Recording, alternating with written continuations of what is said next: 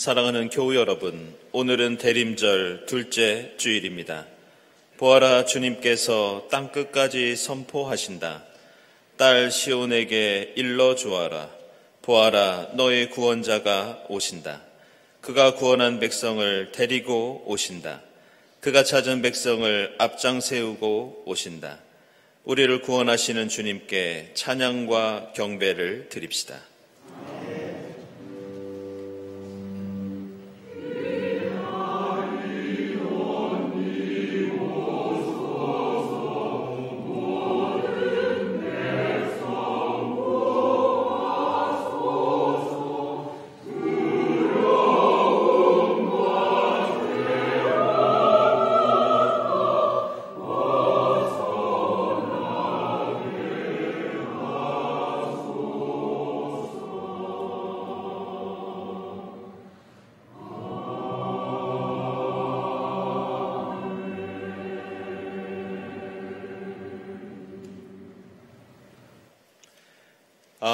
이스라엘의 목자이신 주님, 요셉을 양떼처럼 인도하시는 주님, 귀를 기울여 주십시오.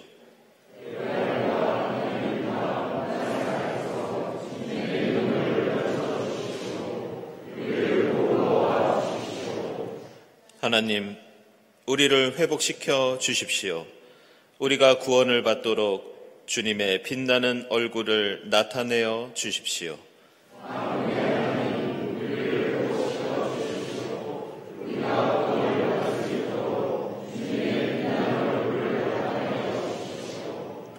그리하면 우리가 주님을 떠나지 않을 것이니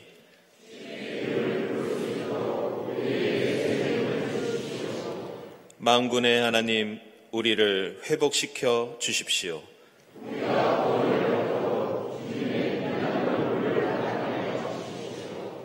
아멘.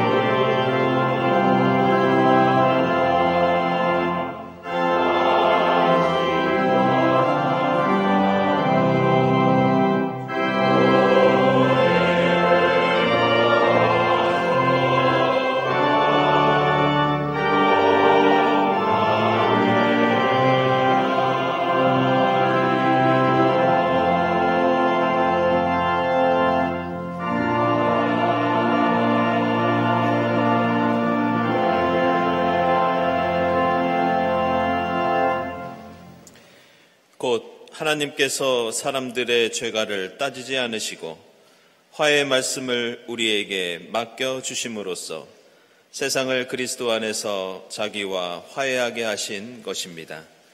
온 세상의 화해를 위해 이 땅에 오신 주님 앞에 우리 모든 죄를 고백하고 회개합시다.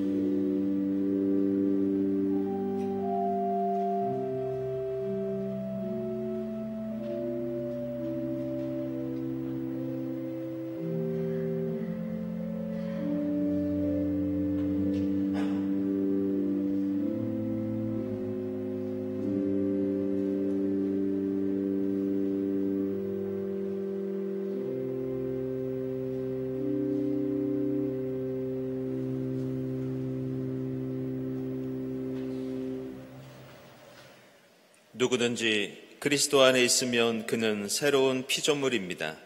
옛것은 지나갔습니다. 보십시오. 새 것이 되었습니다.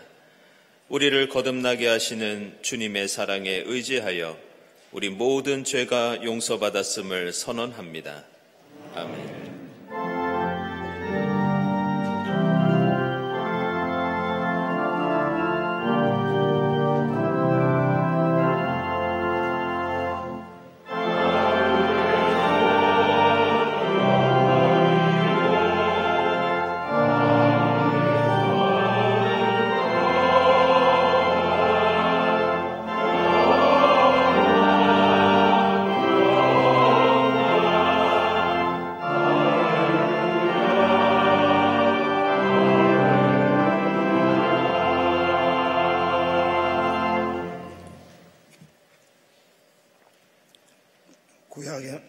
구약의 말씀은 이사야서 40장 1절에서 8절까지입니다.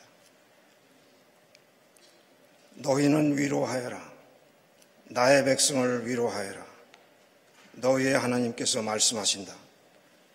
예루살렘 주민을 격려하고 그들에게 일러주어라. 이제 복역 기간이 끝나고 죄에 대한 형벌도 다 받고 지은 죄에 비하여 갑절의 벌을 주님에게서 받았다고 외쳐라. 한 소리가 외친다. 광야에 주님께서 오실 길을 닦아라. 사막에 우리의 하나님께서 오실 큰 길을 곧게 내어라. 모든 계곡은 메우고 산과 언덕은 깎아내리고 거친 길은 평탄하게 하고 험한 곳은 평지로 만들어라. 주님의 영광이 나타날 것이니 모든 사람이 그것을 함께 볼 것이다. 이것은 주님께서 친히 약속하신 것이다. 한 소리가 외친다. 너는 외쳐라. 그래서 내가 무엇이라고 외쳐야 합니까? 하고 물었다. 모든 육체는 풀이요 그의 모든 아름다움은 들의 꽃과 같을 뿐이다. 주님께서 그 위에 입김을 부으시면 풀은 마르고 꽃은 시든다. 그렇다. 이 백성은 풀에 지나지 않는다. 풀은 마르고 꽃은 시드나 우리 하나님의 말씀은 영원히 서 있다. 아멘.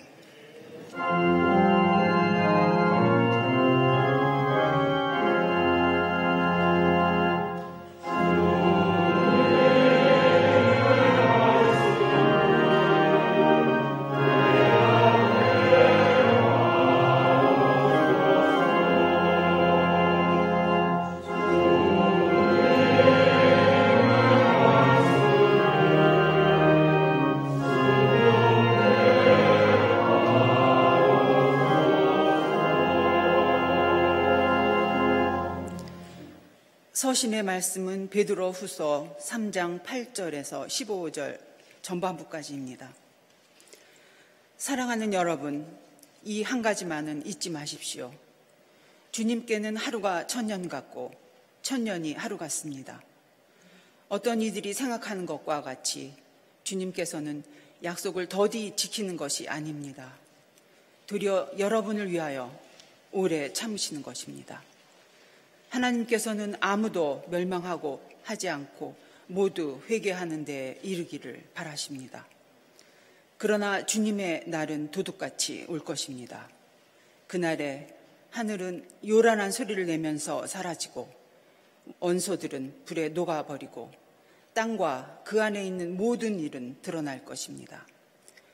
이렇게 모든 것이 녹아버릴 터인데 여러분은 어떠한 사람이 되어야 하겠습니까?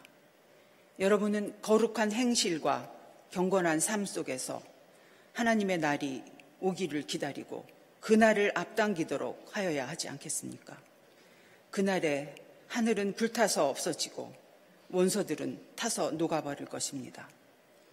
그러나 우리는 주님의 약속을 따라 정의가 깃들여 있는 새 하늘과 새 땅을 기다리고 있습니다. 사랑하는 여러분, 여러분이 이것을 기다리고 있으니 티도 없고 흠도 없는 사람으로 아무 탈이 없이 하나님 앞에 나타날 수 있도록 힘쓰십시오. 그리고 우리 주님의 오래 참으심이 구원을 위한 것이라고 생각하십시오. 아멘.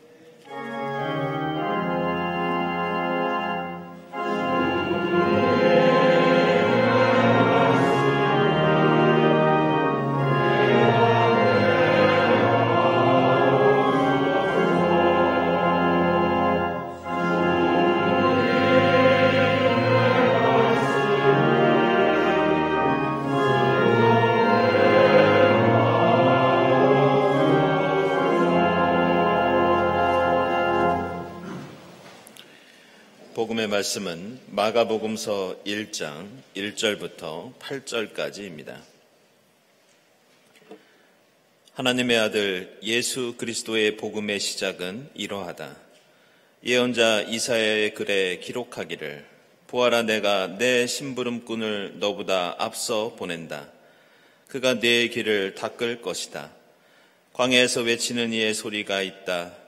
너희는 주님의 길을 예비하고 그의 길을 곧게 하여라 한 것과 같이 세례자 요한이 광야에 나타나서 죄를 용서받게 하는 회개의 세례를 선포하였다. 그래서 온 유대 지방 사람들과 온 예루살렘 주민들이 그에게로 나아가서 자기들의 죄를 고백하며 요단강에서 그에게 세례를 받았다. 요한은 낙타 털옷을 입고 허리에 가죽띠를 띠고 메뚜기와 들꿀을 먹고 살았다. 그는 이렇게 선포하였다. 나보다 더 능력이 있는 이가 내 뒤에 오십니다. 나는 몸을 굽혀서 그의 신발끈을 풀 자격조차 없습니다.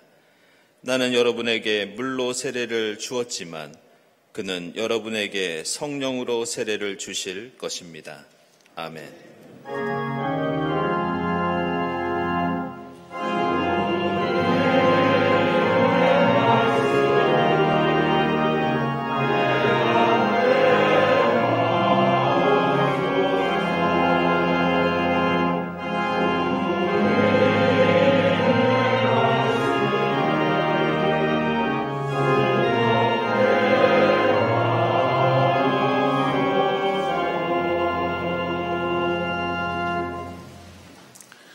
칭의와 소식 시간입니다. 오늘은 주연절, 대림절 둘째 주일입니다. 이 자리에 함께 하신 교우들, 또 온라인으로 예배드리는 교우들 모두 환영합니다. 특별히 오늘 우리 교회 처음 오신 분들 환영하고요. 네, 교회에 대한 문의가 있으신 분들은 세교실을 찾아주시기 바랍니다. 우리 주위에 계신 분들과 함께 평화 인사 나누겠습니다. 주님의 평화를 빕니다.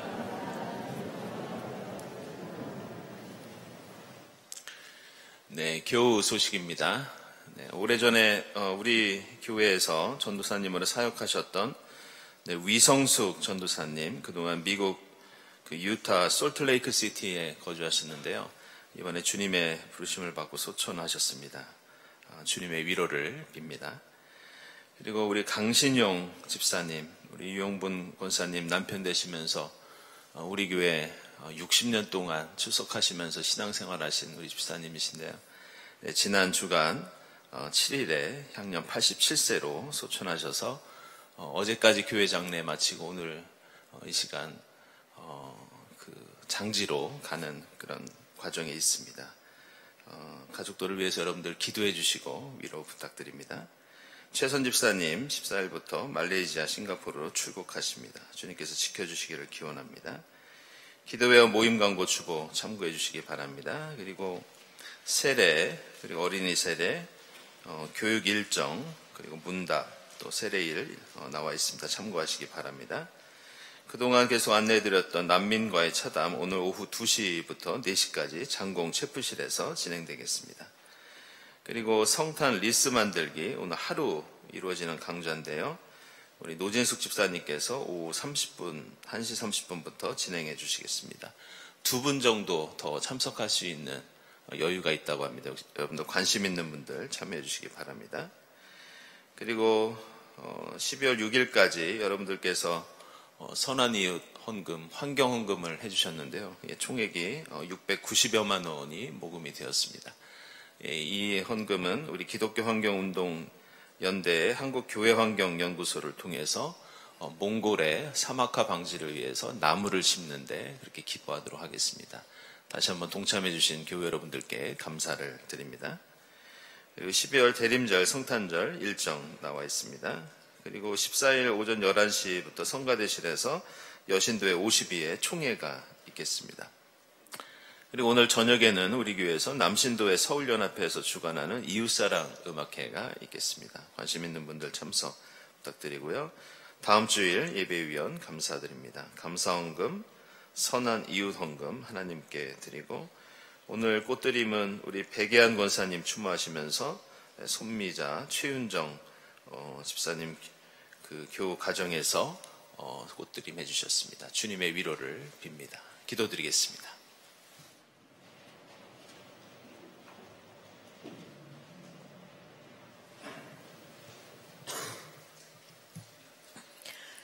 참 좋으신 하나님, 대림절 둘째 주일을 맞아 주님께 예배드리게 하시니 감사합니다. 흑암 중에 허덕이는 우리의 탄식 소리 들으시고 한 걸음에 달려오시는 주님, 어서 오시옵소서. 지치고 고달픈 인생길 가는 동안 빛 대신 주님의 역사하심을 믿고 소망하며 기뻐 찬송하게 하시니 감사합니다. 자녀를 위해 간구하는 이 땅의 어버이들을 위해 기도합니다. 우리와 함께 애통해 하시는 주님 의지하며 절망 가운데 소망하게 하옵소서. 주님과 함께라면 그 어디든 가겠사오니 우리의 눈물을 닦아 주옵소서. 우리의 찢긴 마음으로 주님을 노래하게 하옵소서. 주님께서 맡기신 자녀의 어버이로서 우리는 후회할 일 많은 허물투성이입니다. 우리의 약함을 용납하시고 우리의 수고를 잘 아시는 주님, 우리를 가엾게 여기시고 수치와 죄책에서 자유케 하시니 감사합니다. 대한민국을 위해 기도합니다. 사라에게 이삭을, 한나에게 사무엘을, 룻에게 오벳을, 엘리사벳에게 요한을 허락하신 주님, 세계 제1의 저출산국 대한민국을 축복하시어 바다의 모래만큼 밤하늘의 별만큼 하나님의 백성을 허락하여 주옵소서. 평화의 주님, 세계 평화를 위해 기도합니다. 모든 일을 죽게 하듯 하라 하신 주님, 우리는 젖먹이와 어린아이, 노인까지도 무참히 살육하는 전쟁터 잿더미에서 절규하고 계시는 주님께 총뿌리를 겨누고 있습니다. 무슨 짓을 하고 있는지 모르는 우리를 불쌍히 여겨 주옵소서. 칼과 창을 두들겨 보습과 낫을 만드는 노동요를 부르게 하옵소서. 우리의 피눈물이 꽃이 되고 폐허에 샘물 나고 젖과 꿀이 흐르게 하옵소서. 하여 그 옛날 선지자 꿈꾸던 꿈을 만민이 누리게 하옵소서. 경동을 위해 기도합니다. 하나님의 자녀들이 나타나기를 애타게 기다리는 몸, 마음, 영혼이 아픈 자, 가난한 자, 눌린 자, 몸살을 앓고 있는 생태계를 위하여 경동을 부르시는 주님께 아멘으로 화답하게 하옵소서.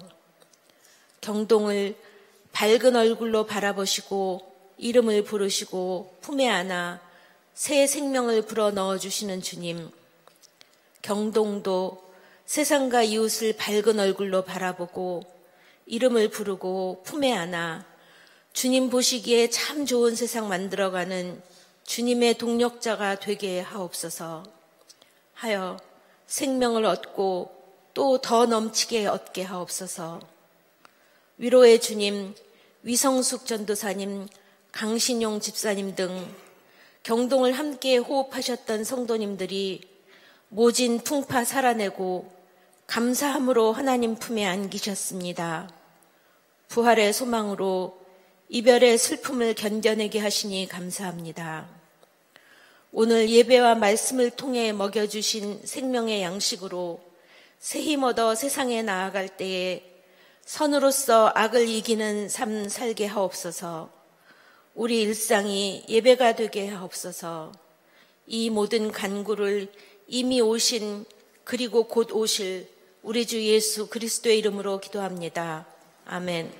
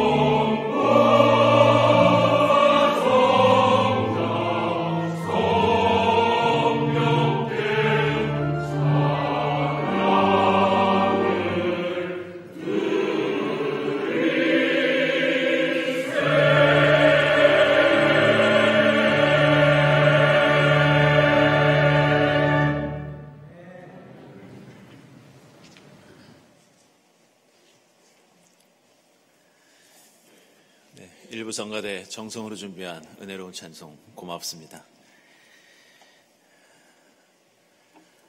16세기 종교개혁이 일어나고 독일이 큰 도전과 변화에 직면해 있었을 때 새로 등장한 개혁교회들이 가장 먼저 한 일 중에 하나는 신앙의 본질을 찾는 일이었습니다. 그래서 그리스도인이라면 우리가 반드시 붙잡고 또 고민해야 할 신앙의 본질이 무엇인지 그것을 고백하는 문서를 하나 발행합니다. 이것이 바로 성경의 주요한 가르침을 129개의 외울 수 있는 문답 형태로 만든 하이델베르크 요리 문답, 이것이 바로 그 신앙 고백서입니다. 교회 역사에서 그리스도교 신앙을 요약한 이 고백서와 요리 문답은 여러 개 있지만 이 하이델베르크 요리 문답은 종교개혁 문서들 가운데 가장 널리 알려져 있으면서 이 개혁교회에서 지금까지도 널리 사용되고 있는 중요한 신앙 고백서입니다. 근데 그 요리 문답의 129개의 질문과 대답 가운데 첫 번째 질문이 오늘 이사야서 말씀과 관련이 있는 내용입니다. 그 첫 번째 질문은 당신이 살든지 죽든지 당신에게 단 하나의 유일한 위로는 무엇입니까?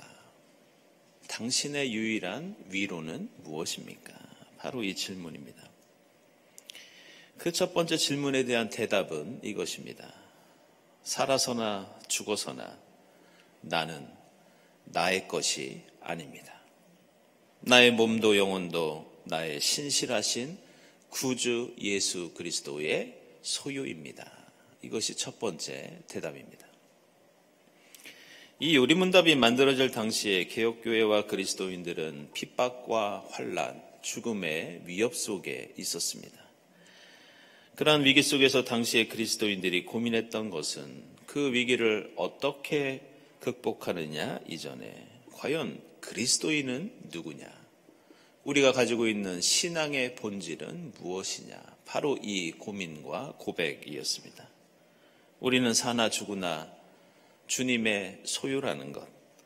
따라서 우리는 주님 없이는 살 수 없고 오직 주님의 뜻만을 바라보며 살아야 한다는 것. 이것이 하이델베르크 요리문답에 담겨있는 우리 신앙의 핵심입니다. 오늘 이사야서 40장에 나오는 이스라엘 백성들은 하나님을 믿는 백성들이었지만 그들이 생각하는 유일한 위로와 기쁨은 하나님이 아니었습니다.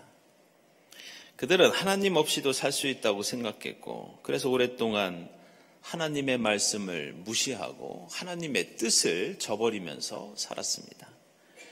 그들은 출애굽 때부터 하나님께서 당부하셨던 정의와 평화를 포기하고 주변에 있던 강대국들처럼 되려고 애를 썼습니다. 그러다가 그들은 바벨로니아에 의해서 나라가 망하게 됩니다. 예루살렘 도성과 성전이 무너지면서 비참하게 고향을 떠나 포로 신세가 되고 맙니다.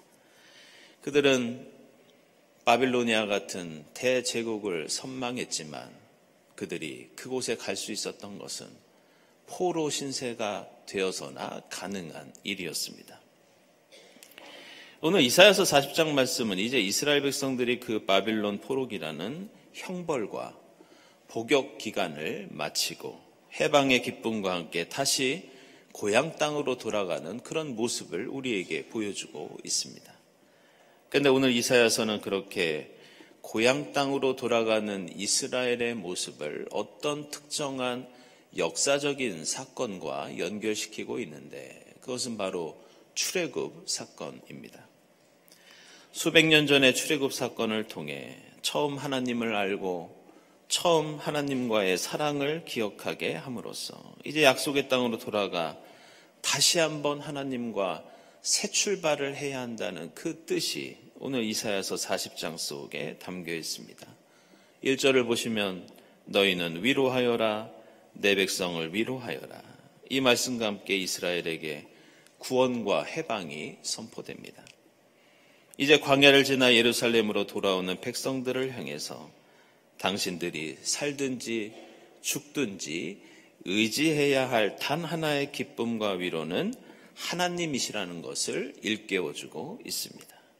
그러면서 그동안 교만과 죄악 가운데 있다가 포로로 끌려갔던 이 백성들을 향해서 하나님 앞에서 우리 인간이 어떤 존재인지 다시 한번 상기시키고 있습니다. 그것은 모든 육체는 풀이요, 그 모든 아름다움은 들의 꽃과 같을 뿐이다. 주님께서 그 위에 입김을 부시면 풀은 마르고 꽃은 시들 뿐이다. 따라서 인간은 아무리 자랑하고 아무리 그 힘을 지혜를 과시하여도 결국 광야에 자라나는 풀에 지나지 않는 한 철밖에 살 수 없는 연약하고 허무한 존재라고 말씀합니다. 그러면서 마지막에 풀은 마르고 꽃은 시드나 우리 하나님의 말씀은 영원히 서 있다. 처음 말씀과 율법을 전해주셨던 출애굽 광야의 그 시절을 떠올리게 하시면서 다시 한번 하나님의 백성으로서의 정체성을 기억하게 하고 있습니다. 우리는 지난 주일부터 대림절을 보내고 있습니다. 대림절은 대강절이라고도 부릅니다. 그런데 도착과 온다는 의미의 라틴어 아드벤투스에서 유래된 명칭이 우리가 보내고 있는 이 대림절입니다. 성탄절이 워낙 중요하고 기쁜 날이기 때문에 우리는 성탄을 앞둔 12월 대림절기가 되면 마음이 들뜨고 분주해지기 마련입니다. 시내 곳곳에는 화려한 조명과 크리스마스 장식이 걸리고 상점마다 물건이 가득합니다. 거리에는 크리스마스 캐롤이 들려오고 사람들은 분주하게 여러 모임에 참석을 합니다. 1년 중에 아마 가장 화려하고 바쁘고 그리고 분주한 시간을 우리는 보내고 있습니다. 하지만 우리가 대림절의 의미를 곰곰이 생각해 보면 사실 이 대림절은 그렇게 밝고 명랑한 절기가 아닙니다. 우리는 대림절이나 대강절을 기다리는 절기라고 생각하면서 예수의 탄생을 기념하는 성탄을 기다리고 있습니다. 그러나 그것은 과거에 일어났던 사건을 기념하는 일이고 대림절에는 더 중요한 기다림이 있는데 그것은 이 땅에 다시 오실 재림 예수를 기다리는 것이 이 대림절입니다. 그래서 대림절을 흔히 이렇게 이야기합니다. 대림절은 성탄을 기다리는 절기가 아니라 종말을 기다리는 절기가 대림절이다. 이런 이유로 교회 전통에서 그리스도인들은 대림절을 매우 경건하게 보내야 했습니다. 특별히 금식을 하고 절제된 생활을 하면서 기도와 말씀 묵상에 더 힘쓰는 절기가 대림절이었습니다. 지금도 가톨릭 교회에서는 이 대림절기에는 영광송을 부르지 않습니다. 동방정교회와 몇몇 교회 전통에서는 이 대림절기에는 이런 이유로 결혼 예식을 치르지 않습니다. 이렇게 경건하게 종말을 기다리는 절기이기 때문에 오늘 대림절 둘째 주일의 성서일과에 따른 서신서의 말씀 베드로후서 3장을 보면 종말 신앙을 우리에게 가르쳐주고 있습니다. 오늘 말씀 보면 예수의 재림을 기다릴 때 인간의 생각과 지혜로 판단하지 마십시오. 왜냐하면 주님께는 1000년이 하루 같기에 우리 인간의 연수로 종말을 계산하고 판단하는 것은 어리석은 일이라고 가르쳐주고 있습니다. 마치 이사야서에서 우리는 들에 피는 꽃과 같이 연약하고 허무한 존재이기 때문에 하나님만을 의지해야 하는 것처럼 오늘 베드로후서도 그 연약한 우리 인간이기에 예수 그리스도의 재림을 판단하는 것이 아니라 겸손하게 기다려야 한다고 가르쳐주고 있습니다. 그러면서 우리가 저지른 죄를 회개하고 거룩한 행실과 경건한 삶에 집중하면서 이 땅에 정의가 깃든 새하늘과 새 땅을 만들기 위해 노력하는 것이 재림 예수를 기다리는 신앙, 종말 신앙이라고 말씀하고 있습니다. 오늘 베드로후서 말씀은 평범한 내용 같지만 사실 여기에는 우리가 알아야 하는 한 가지 비밀이 담겨 있는데 그것은 이 베드로후서 말씀의 문학 장르입니다. 베드로후서를 기록한 이 말씀을 헬라어로 보면 매우 비장하고 무거운 의미를 담고 있다는 것을 알 수 있습니다. 그렇다면 이 베드로후서의 장르가 무엇이냐? 그것은 사람이 죽을 때 마지막으로 남기는 유언이 이 베드로후서의 문학 양식입니다. 베드로후서를 기록할 당시에 초대교회는 로마 제국이라는 현실과 다시 오실 재림 예수 사이에서 갈등하고 있었습니다. 세상 사람들은 로마 제국의 현실을 인정하며 동화되어 살고 있었지만 초대교회 사람들은 십자가와 부활의 예수를 따르면서 가진 것을 나누고 사랑을 실천하고 재림 예수를 대망하는 그러한 삶을 살고 있었습니다. 그런데 그 예수가 금방 오시는 것이 아니었습니다.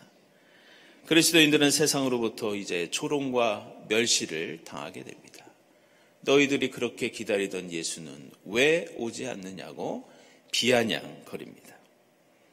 그리스도인들은 오직 예수만이 우리의 참 기쁨과 위로가 된다고 고백하면서 예수 십자가의 삶을 따르고 있었는데 세상 사람들의 시선도 곱지 않았고 그리스도인들도 점점 지쳐가고 있었습니다. 그래서 오늘 서신서는 비장한 어투로 마치 유언을 남기는 것처럼 당시의 교회와 세상을 향해서 예수의 재림과 종말과 그를 기다리는 신앙에 대해서 말씀하고 있습니다.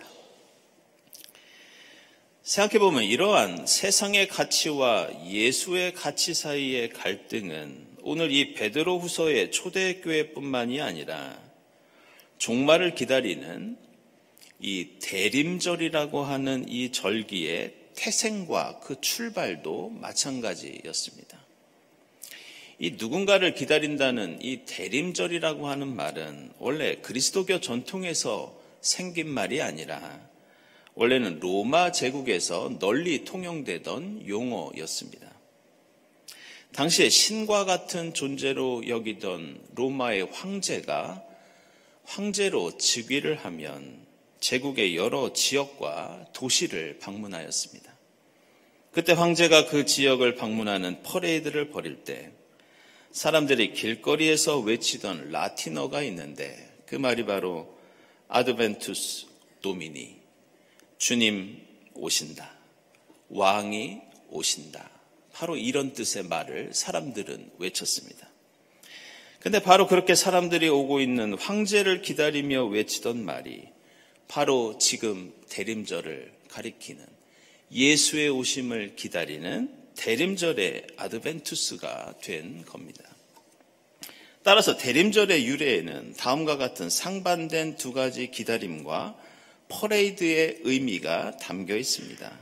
그것은 그리스도인은 누구를 기다리는 존재인가? 우리는 로마의 황제를 기다리고 환영하는 사람들인가?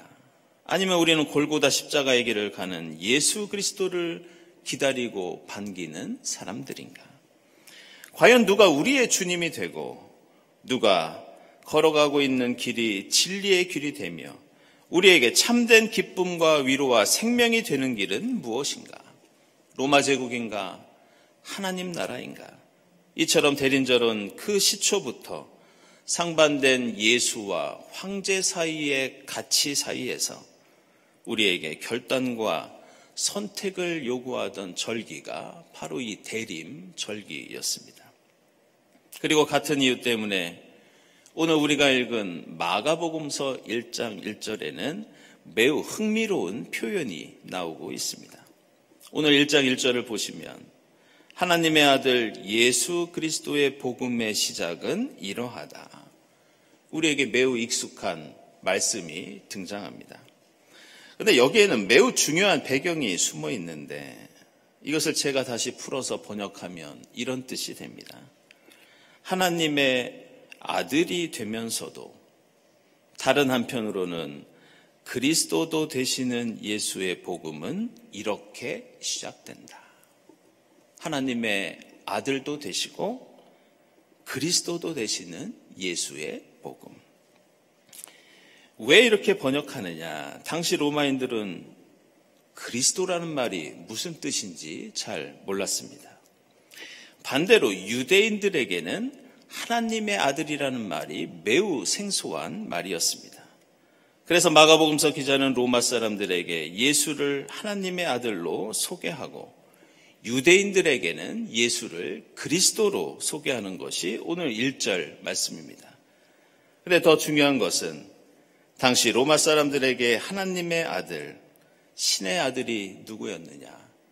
바로 로마의 황제였습니다. 그리고 오늘 마가복음서에는 이런 뜻이 담겨 있습니다.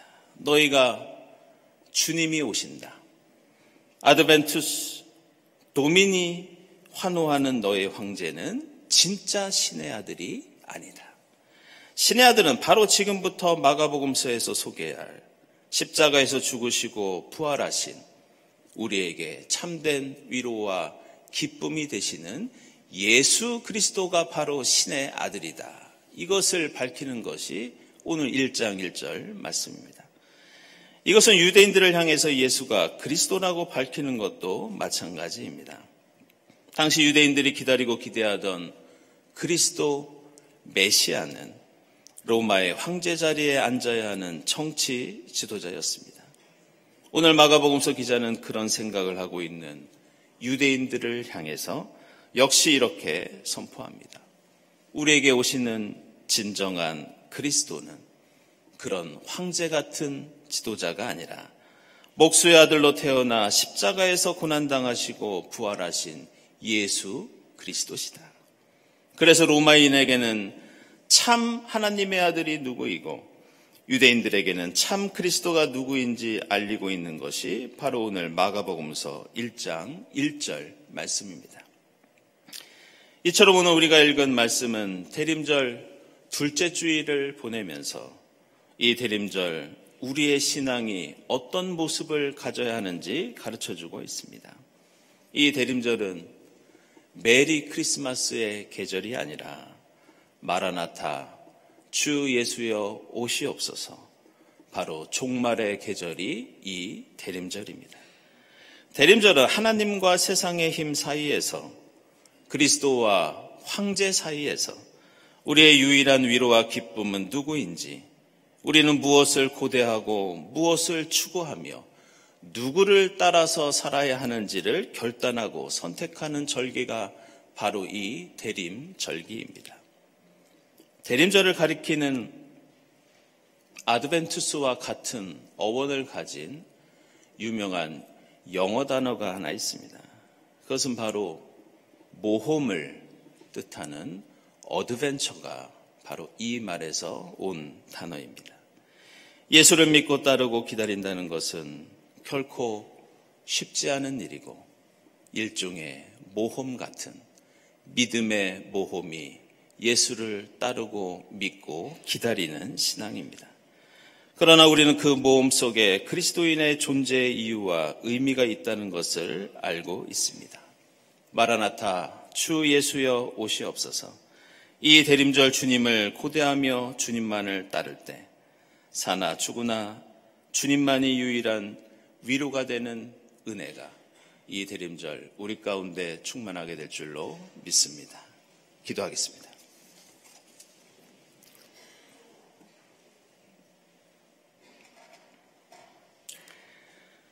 하나님 감사합니다. 하나님의 아들 그리스도 예수를 저희에게 보내주시어 저희가 가야 할 길을 밝히 보여주시니 감사합니다. 주님의 다시 오심을 고대하며 준비하는 이 대림절, 주님 가신 십자가의 길을 따르며 이 땅에 주님 오실 길을 예비하고 곧게 하는 저희 모두가 되게 하옵소서.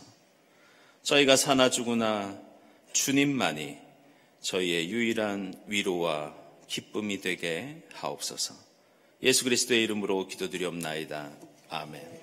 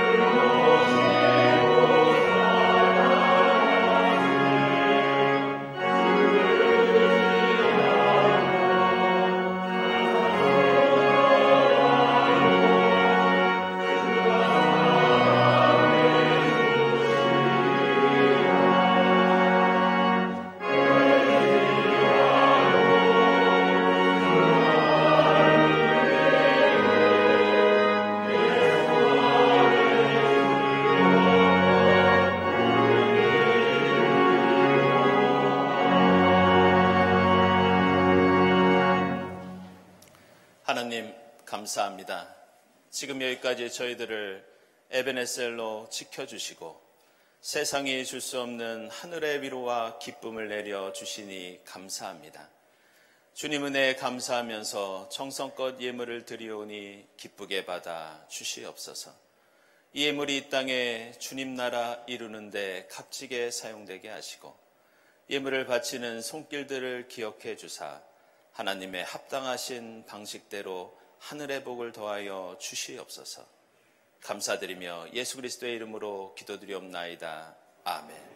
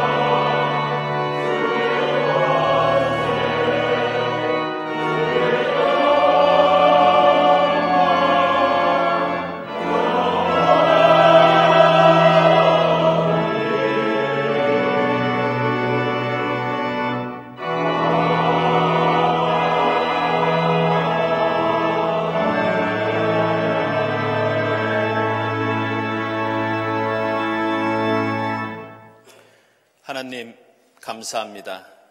하나님의 아들 그리스도 예수를 이 땅에 보내주시어 저희의 길과 진리와 생명이 되어주시니 감사합니다. 하나님, 이 대림절을 보내면서 저희가 기다리는 것은 세상의 황제가 아니라 십자가의 길을 가신 구원자 예수, 이 땅에 다시 오시어 정의와 평화의 나라를 일구실 재림 예수를 기다리는 줄 믿습니다. 주님 가신 십자가의 길을 따르며 주님 오실 길을 예비하는 저희가 되게 하시고 저희의 삶의 유일한 희망과 기쁨과 위로는 주님께 있다는 고백을 드리는 이 대림절이 될 수 있도록 인도해 주시옵소서. 이 모든 감사와 간구 위에 성부와 성자와 성령 삼위일체 되신 하나님의 은총이 지금부터 영원까지 함께하옵시기를 간절히 축원하옵나이다. 아멘.